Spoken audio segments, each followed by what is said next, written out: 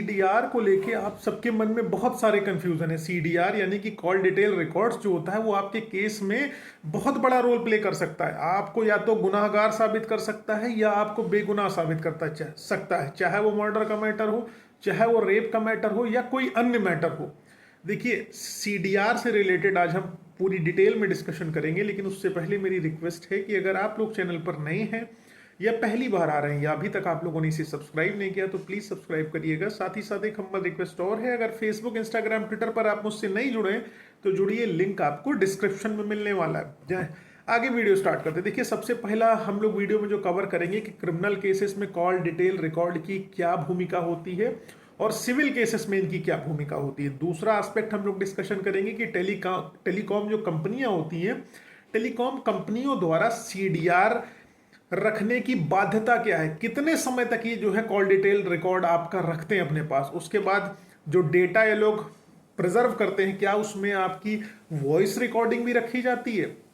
और अगला चीज हम लोग डिस्कशन करेंगे कि क्या आम आदमी को आसानी से सीडीआर मिल सकता है या नहीं मिल सकता, यही आज हम लोग डिस्कशन करेंगे। देखिए, पहला चीज क्रिमिनल केसेस की अगर हम बात करें कि क्रिमिनल केसेस में सीडीआर बहुत बड़ी भूमिका रखता है। जैसे किसी एक व्यक्ति ने जो है दूसरे स्थान पर जाकर किसी व्यक्ति का मर्डर कर दिया, वहां पर पुलिस को कोई सुराग नहीं मिल रहा है, या कहीं डकैती हो गई, छिनैती हो गई, लूट हो गई, पुलिस को कोई सुराग नहीं मिल रहे, तो पुलिस आसपास उस इलाके में जितने लोगों का फोन रहता है, उस क्राइम सीन के आसपास जितने लोगों का फोन रहता है, उनकी डिटेल्स निकालती है, उनकी लोकेशन निकालती है और उसके बाद उन लोगों को सर्च करके उनसे हैवी इंट्रोगेशन करती है और सबूत कलेक्ट करती है और उनके खिलाफ एविडेंसेस निकालती है। उसके बाद फर्दर कार्रवाई करती है। तो आपके केस में आपको गुनाहगार साबित करने के लिए और बेगुनाह साबित करने के लिए सीडीआर बहुत इंपॉर्टेंट रोल रखता है।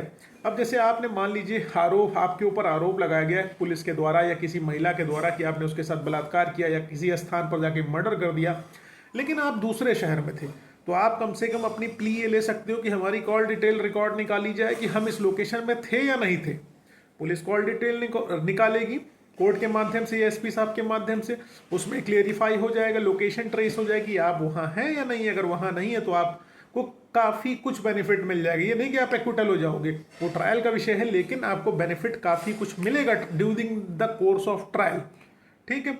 उसके बाद अगली चीज क्या होती है, कानूनी बाध्यता क्या है कि टेलीकॉम कंपनियां इस कॉल डिटेल रिकॉर्ड को कितने समय तक रखेंगे। तो 2 साल तक कॉल डिटेल रिकॉर्ड टेलीकॉम कंपनियां रखती हैं।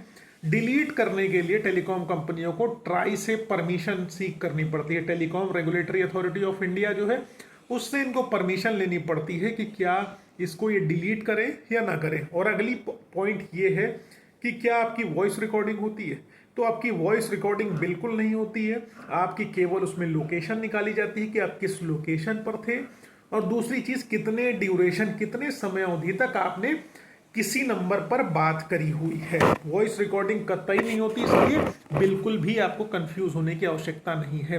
अब आम आदमी को अगर कॉल डिटेल्स निकलवानी हो किसी की, तो सबसे पहले आपको आईओ को एक एप्लीकेशन लिखनी होगी। आईओ जो है टेलीकॉम अथॉरिटीज से परमिशन सीख करेगा, अपनी अथॉरिटीज के माध्यम से, अपने एसपी साहब के माध्यम से, कप्तान साहब के माध्यम से।